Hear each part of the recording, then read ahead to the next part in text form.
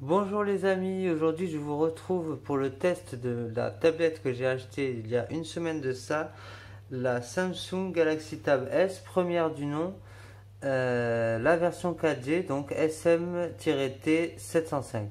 Alors pour commencer, on va s'intéresser à la fiche technique. Donc évidemment c'est TouchWiz qui anime la tablette avec un Samsung Exynos 5 octa-core pour le processeur, 3 Go de RAM et une puce ARM Mali T628 pour la partie graphique. On a 11 Go 5 de mémoire, elle est compatible avec microSD, microSD HC, microSD XC jusqu'à 128 Go. On dispose du Wi-Fi AC et du Wi-Fi N.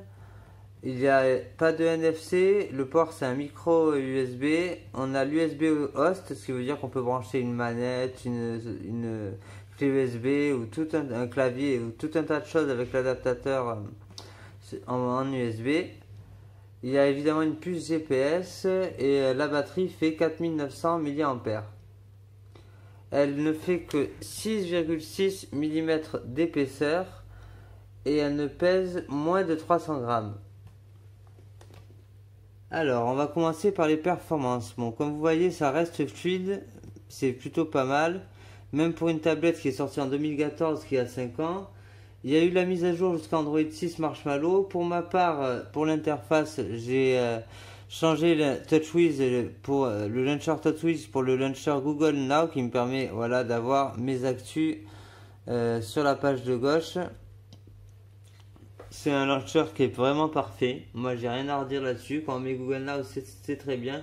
Les paramètres sur la tablette, même si c'est TouchWiz, c'est pas ça passe bien. Et par contre, il y a un truc qu'il faut absolument avoir, c'est ce widget là, celui-là, qui permet de vider la RAM parce que malheureusement, la tablette peut être vite surchargée au niveau de la RAM. Voilà. Maintenant, on va passer à l'affichage et ça, c'est vraiment le plus gros point de cette tablette. Parce que cette tablette, elle est faite pour le multimédia. Vous n'allez pas pouvoir jouer à des jeux très gourmands. Par contre, vous voyez un petit Clash of Clans en full résolution, ça passe nickel. Il n'y a aucun souci, je vais vous montrer ça. Clash of Clans, on n'a pas de souci là-dessus. Ça marche très bien. L'écran il est de 8,4 pouces, 2560 par 1600 pixels, soit une densité de 359 pixels par pouce. C'est du Super AMOLED, ça c'est vraiment génial, c'est vraiment un écran magnifique.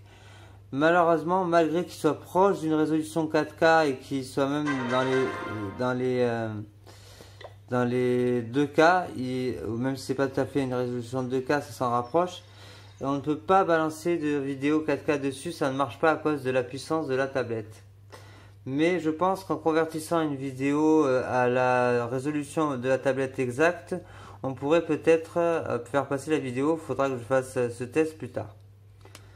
Mais l'écran est en tout cas magnifique pour regarder vos films et séries, c'est vraiment génial. Netflix et consorts.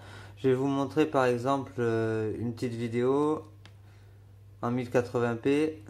Voilà, on va prendre la vidéo de démo qui elle prend toute la définition de l'écran. On peut voir que c'est vraiment très très joli quoi, c'est vraiment magnifique. Pour la partie photo vidéo, on a un capteur de 8 mégapixels au dos, mais c'est pas avec cette tablette que vous allez faire des super photos. Le capteur qui est le plus intéressant, c'est le capteur selfie parce que ça va nous permettre de faire la visio sur Skype ou Messenger. Il est de 2,1 mégapixels. Voilà, je vous ai à peu près tout dit sur cette tablette. Que dire de plus? Eh bien, tout simplement que je vous ferai un test pour l'autonomie séparée, pour vraiment qu'on teste l'autonomie en profondeur. Donc ça, je vous le réserve pour plus tard.